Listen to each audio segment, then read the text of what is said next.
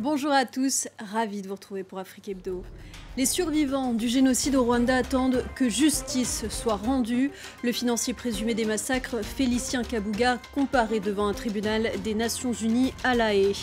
Les séquelles du génocide sur la société rwandaise, séquelles psychologiques et parfois invisibles, sont au cœur de son premier roman.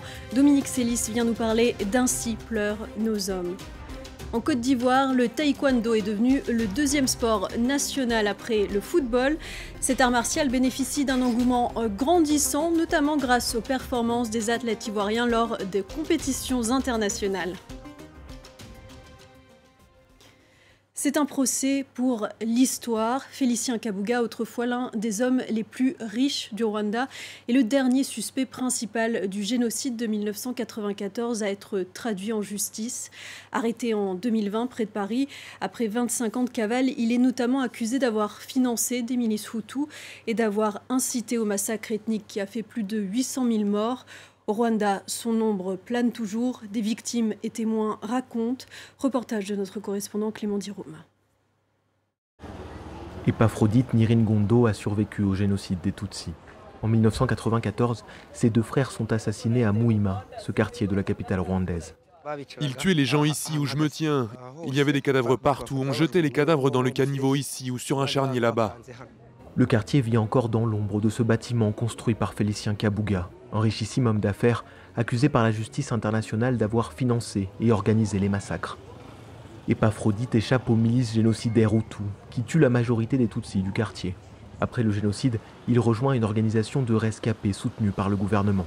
Il se souvient des allées et venues des miliciens. Ce bâtiment là-bas, c'était la maison de Félicien Kabuga, où se trouvait une base de l'ancien parti au pouvoir, le MRND. Les miliciens du quartier venaient prendre leurs armes ici. Il y avait les miliciens du Nord, ils sortaient quand on leur donnait l'ordre de partir tuer. Après plus de 20 ans de cavale, Félicien Kabuga est arrêté en France en 2020.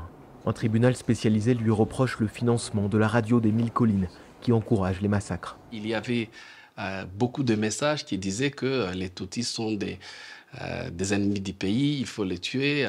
C'est comme ça que beaucoup de Néramoued, beaucoup d'extrémistes, ils ont été convaincus qu'ils doivent quand même tuer. À quelques kilomètres du mémorial, 4000 victimes des massacres reposent dans le quartier de Nyanza. Égide Kouranga préside l'association des rescapés Ibuka, qui demande le transfert de Félicien Kabuga pour qu'il soit jugé sur les lieux du crime, au Rwanda plutôt qu'aux Pays-Bas. Une demande rejetée par le tribunal. Kabuga était parmi les planificateurs du génocide. Ça veut dire que pendant son procès, il pourra aussi révéler d'autres informations qui pourront être utilisées pour d'autres procès. Il y en a d'autres qui sont toujours en liberté, que ce soit dans les pays européens, la France, la Belgique, mais aussi dans certains pays en Afrique. Plus de 40 mandats d'arrêt internationaux émis par le Rwanda à l'encontre de présumés génocidaires installés en France sont encore en attente selon les autorités rwandaises. C'est un premier roman cru et poétique sur le traumatisme du génocide au Rwanda, le récit de l'amour incendiaire d'un couple confronté aux séquelles de ce génocide entre histoire collective et individuelle. Un roman qui interroge aussi sur le processus de réconciliation. Bonjour Dominique Sélis. Bonjour. Merci d'être avec nous. Vous signez ainsi. Vous signez donc Ainsi pleurent nos hommes, publié aux éditions Philippe Ray. Pour ceux qui n'ont pas encore eu la chance de lire votre roman, est-ce que vous pouvez nous en dire un peu plus sur l'histoire que vous racontez? Oui, alors en deux mots, je propose le pitch qui est, c'est une histoire d'amour qui dérive parce que les protagonistes sont hantés par l'extermination des leurs.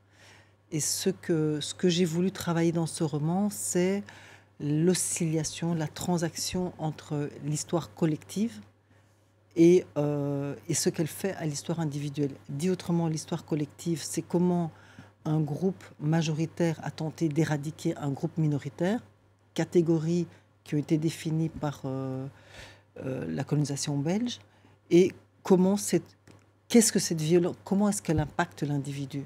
Donc j'ai voulu travailler la question, comment est-ce que je peux redevenir un sujet, comment est-ce que je peux sortir de ma déshumanisation. Et pour ça, j'ai tenté de faire un texte qui est un roman épistolaire, où un personnage principal, qui est une femme, Erika, s'adresse à sa sœur après être rentrée au Rwanda et où elle tente de montrer les difficultés, les ambiguïtés du processus d'unité et de réconciliation. C'est donc deux amants qui sont hantés par le souvenir de leurs disparus.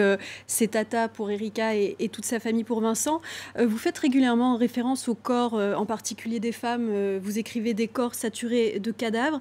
Est-ce que selon vous, l'histoire collective impacte aujourd'hui encore les corps des Rwandais ?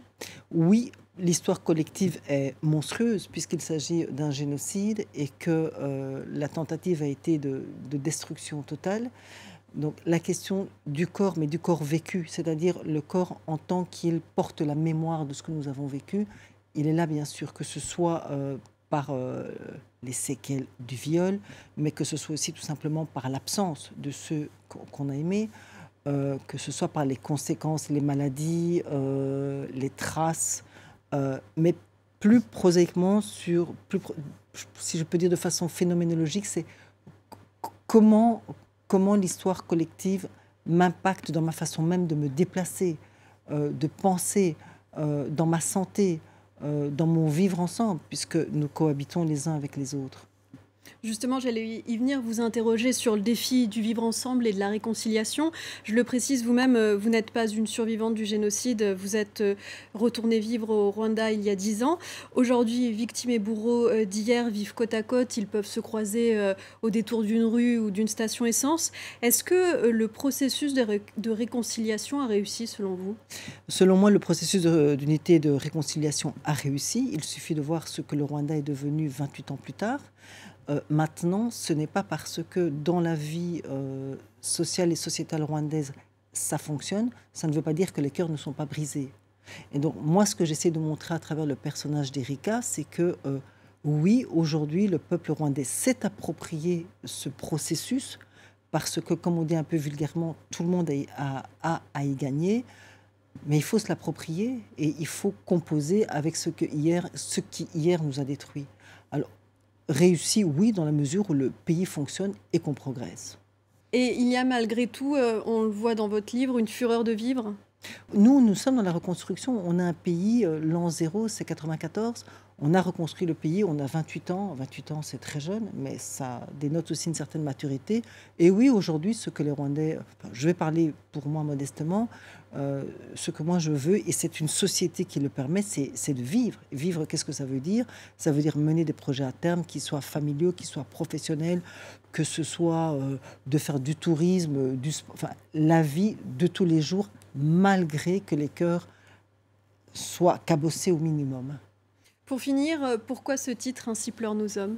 Alors le titre, parce que comme je vous disais dans le projet d'écriture de ce texte, je voulais interroger la transaction entre histoire collective et histoire individuelle.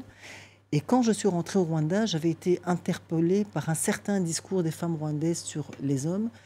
Et j'ai un peu creusé la question. Et Ainsi pleurent nos hommes renvoie à un dicton rwandais qui dit que les larmes d'un homme coulent à l'intérieur. Or, nous avons une catégorie d'hommes rwandais qui, le Rwanda, c'est une culture martiale, de la dignité, de la bravoure, avec une grande tradition. Et il y a des hommes qui peuvent se sentir impuissantés parce qu'ils n'ont pas pu répondre à ce que la culture attend d'eux, c'est-à-dire de sauver, de protéger les gens en général, mais les femmes en particulier. Et Ainsi pleurent nos hommes, c'est ces hommes qui ont du mal à vivre l'intime, la vulnérabilité qu'ils peuvent avoir parce qu'eux aussi, ils ont dû subir cette tentative de destruction. Merci Dominique Sélis. Merci à vous. Merci d'être venu donc nous présenter ce roman saisissant que je recommande vivement, Ainsi pleurent nos hommes. Merci. Persévérance, courage et contrôle de soi, voici quelques-unes des valeurs véhiculées par le taekwondo, une discipline qui séduit les Ivoiriens. Le nombre de licenciés grimpe en flèche, ils sont aujourd'hui plus de 50 000 dans 350 clubs. Notre correspondante Sophie Lamotte a suivi les entraînements de ces passionnés. Des dizaines d'enfants en kimono qui trépignent d'impatience. Ils attendent leur idole, Ruth Bagby. À 27 ans, elle vient de décrocher la médaille d'or au Grand Prix de Paris, une récompense qu'elle tient à partager avec son club d'enfance.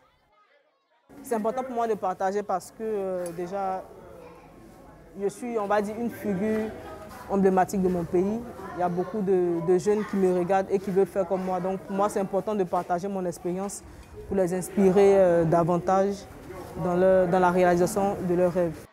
Ils rêvent tous de marcher dans ses pas. Dès le plus jeune âge, ils s'affrontent en duel, s'entraînent, sous l'œil attentif de Monsieur Georges. C'est lui qui a conduit Ruth jusqu'au haut niveau.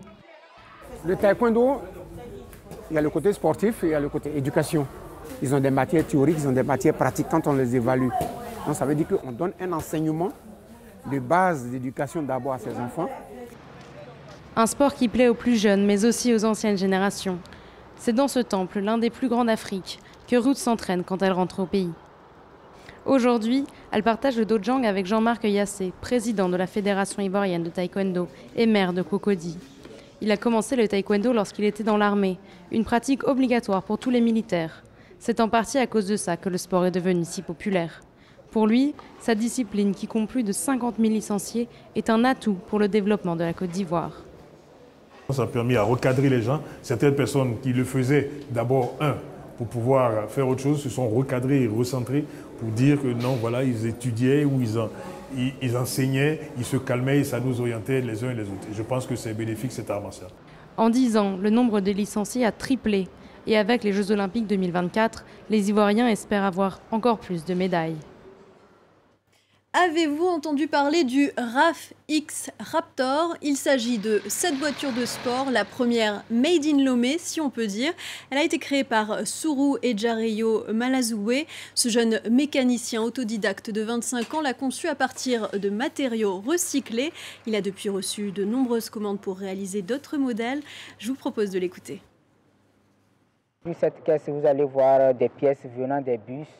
Il y a aussi des pièces venant des titans, des motos. Je suis passionné des engins sportifs. Donc, ce sont des modèles qui me plaisent beaucoup. Mais défaut de moyens, je ne peux pas me le procurer. Donc, je me suis dit, je peux le construire. Et je me suis lancé dans la construction. C'est la fin de votre magazine. Merci à tous d'avoir été avec nous.